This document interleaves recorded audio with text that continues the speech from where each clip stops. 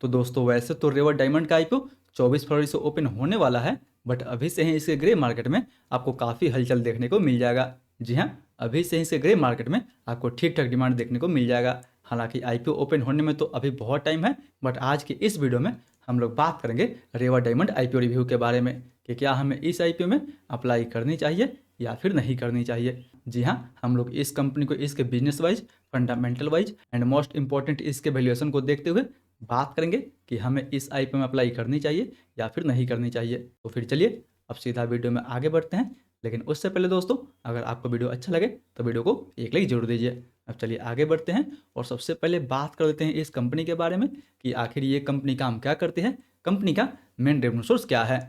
तो दोस्तों अगर बात करें इस कंपनी के बारे में तो आई होप कि अगर आप आईपीओ में हमेशा अप्लाई करते हैं तो पीएनजी गडगिल का भी आईपीओ आपने जरूर देखा होगा। इसका भी आईपीओ जो है वो साल 2024 में ही देखने को मिला हुआ था। एंड ये जो कंपनी है वो पीएनजी गडगिल का ही एक सब्सिडरी कंपनी है। पहले रेवा डायमंड एंड पीएनजी गडगिल एक ही में इंटीग्रेटेड कंपनी थी, बट पिछले साल ही 2025 में इन दोनों बिजनेस को अलग किया गया था एंड रेवा डायमंड को एक अलग प्राइवेट लिमिटेड कंपनी बनाया गया था। बट अभी भी देखा जाए तो महाराष्ट्र, गुजरात एंड इवन कर्नाटक में कंपनी का टोटल 34 स्टोर है, जिसमें से जो 33 स्टोर्स है वो पीएनजी गडगिल के ही अंदर आता है। यानी पीएनजी गडगिल का जो बड़ा शोरूम होता है उसी में एक अलग काउंटर रेवा डायमंड का भी है, जहां से ये कंपनी अपने प्रोडक्ट को सेल करती है। मतलब अभी तक कंपनी का जो अलग से स्टोर्स है वो आपको काफ़ी कम देखने को मिलेगा। जो भी कंपनी का एग्जिस्टिंग स्टोर्स है वो आपको पीएनजी गडगिल के ही शोरूम में देखने को मिल जाएगा, क्योंकि एक तरफ पीएनजी गडगिल जो है वो सोने चांदी के जेवर बनाती है, जबकि रेवा डायमंड्स जो है ये डायमंड एंड प्रीशियस मेटल से जुड़े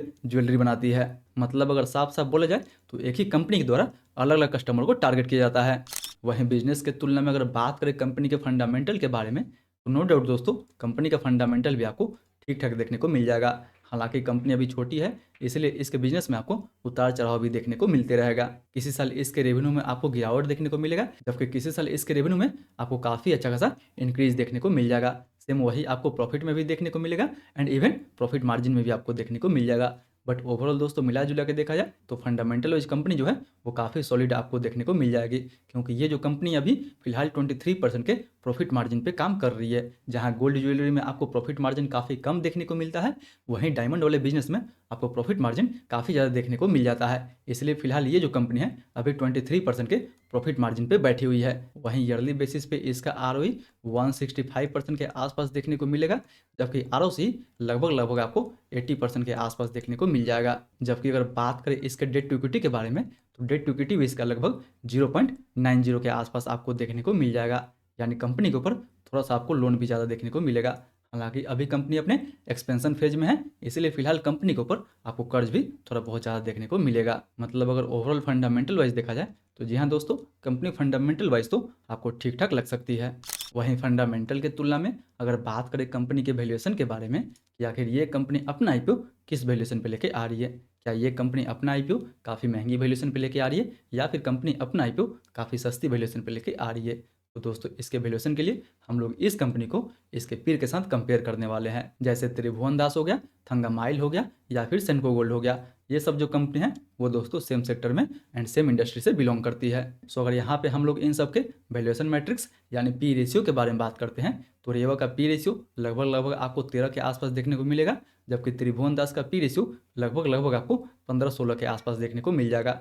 जबकि अगर थंगामाइल का देखा जाए तो लगभग आपको 80-81 के आसपास देखने को मिलेगा, जबकि सेनको गोल्ड का पी रेशियो लगभग आपको 33 के आसपास देखने को मिल जाएगा। मतलब अगर ऐसे वैल्यूएशन मैट्रिक्स वाइज देखा जाए तो जी हाँ दोस्तों, इस आईपीओ का जो वैल्यूएशन है वो आपको काफ़ी सस्ता लग सकता है, क्योंकि इसका पी रेशियो इसके पीर के मुकाबले भी काफ़ी सस्ता है एंड इवन देखा जाए तो इंडस्ट्री के मुकाबले भी आपको काफ़ी सस्ता देखने को मिलेगा, क्योंकि इस इंडस्ट्री का एवरेज पी रेशियो लगभग आपको 40 के आसपास देखने को मिलेगा, जबकि इसका पी रेशियो लगभग आपको 13 के आसपास देखने को मिलेगा। वही नहीं, अगर आप इसका अर्निंग पर शेयर भी देखते हैं तो अर्निंग पर शेयर भी इसके पीर से आपको ज़्यादा देखने को मिलेगा। यानी वो या तो पी रेशियो ले ले, अर्निंग पर शेयर ले ले या फिर रिटर्न ऑन नेटवर्थ ले ले, उन सभी में रेवा डायमंड जो है वो आपको काफ़ी अच्छा देखने को मिल जाएगी।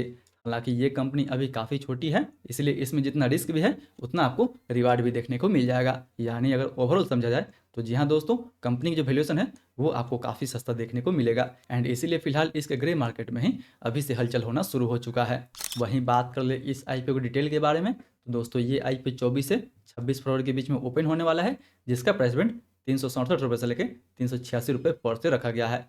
बात कर ले आईपीओ टोटल इशू साइज के बारे में, तो इसका IPO total issue size 380 crore का होने वाला है, जो पूरा का पूरा दोस्तों फ्रेश इशू होगा। यानी जो भी ये कंपनी इस आईपीओ के जरिए फंड रेज करेगी, पूरा का पूरा जो कैपिटल है वो अपने बिजनेस ग्रोथ के लिए यूज करेगी। यानी ये कंपनी आईपीओ के जरिए 380 करोड़ के आसपास फंड रेज करेगी, जिसके जरिए ये कंपनी लगभग अपने 15 नए स्टोर्स खोलेगी, जिसका सीधा इम्पैक्ट कंपनी के रेवेन्यू पे एंड इवन कंपनी के प्रॉफिट पे आपको देखने को मिल जाएगा। वहीं ₹10 के फेस वैल्यू पे मिनिमम हम इसमें एक लॉट अप्लाई कर सकते हैं।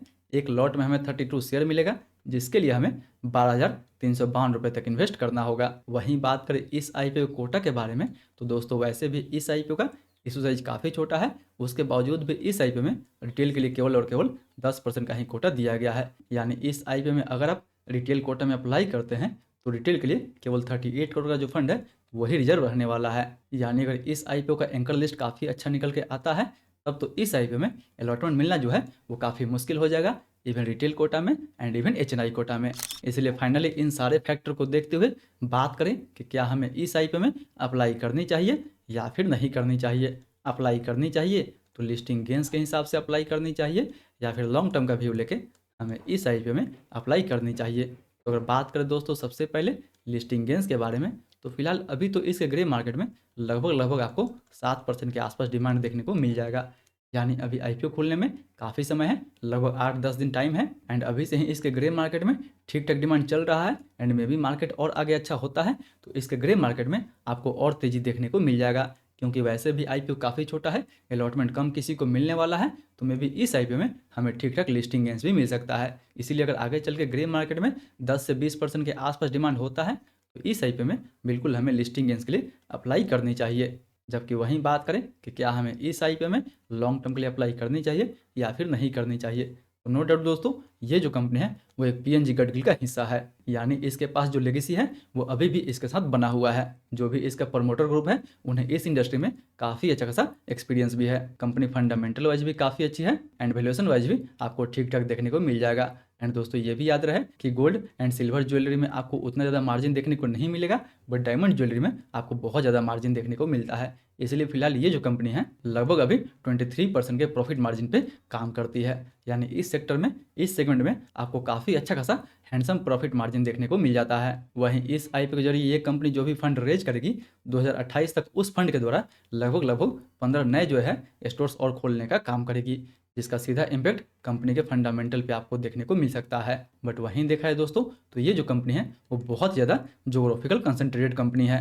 यानी कंपनी जो मोस्ट ऑफ रेवेन्यू आता है वो आपको कर्नाटक से देखने को मिल जाएगा। यानी कर्नाटक ही ऐसा एक स्टेट है जहाँ से कंपनी का बहुत ज़्यादा रेवेन्यू डिराइव होता है। कंपनी की जो प्रेजेंस है वो स्टिल अभी पूरे पैन इंडिया में नहीं बना हुआ है। वहीं देखा है तो अभी तक फिलहाल कंपनी का उतना ज़्यादा मार्केट में पकड़ नहीं है। जो भी पकड़ है वो पीएनजी गडगिल के नाम पे ही ये कंपनी अभी चल रही है। हालांकि कंपनी अब आगे अपने आप को एक्सपेंड करेगी, तो अब देखना ये होगा कि फ्यूचर में ये कंपनी अपने आप को कैसे एक्सपेंड करती है। वैसे भी अब देखा जाए तो अभी फिलहाल लैब ग्रोन डायमंड का जो खतरा है वो बहुत ज़्यादा बढ़ चुका है, क्योंकि लैब ग्रोन डायमंड से ये जो इंडस्ट्री है बहुत हद तक डिस्टर्ब हो रही है। एंड फिलहाल ये कंपनी तो अभी काफ़ी छोटी है, तो अब आगे देखना होगा कि ये अपने आप को कितना एफिशिएंटली मैनेज करती है। इसलिए अभी के लिए इस आईपीओ में आपको जितना लॉन्ग टर्म में ग्रोथ देखने को मिल रहा है उतना ही आपको इस आईपीओ में रिस्क भी देखने को मिल जाएगा। इसलिए अगर आप इस आईपीओ में केवल लिस्टिंग गेंस के लिए पैसा लगाना चाहते हैं तो जी हाँ, मार्केट के मूड माहौल को देखते हुए इस आईपीओ को अच्छे से लिस्ट करने के बाद आप इस आईपीओ में लिस्टिंग गेंस के लिए जा सकते हैं। बट अगर आप इस आईपीओ में लॉन्ग टर्म का व्यू बना के अप्लाई करते हैं तो अपने रिस्क रिवार्ड को देखते हुए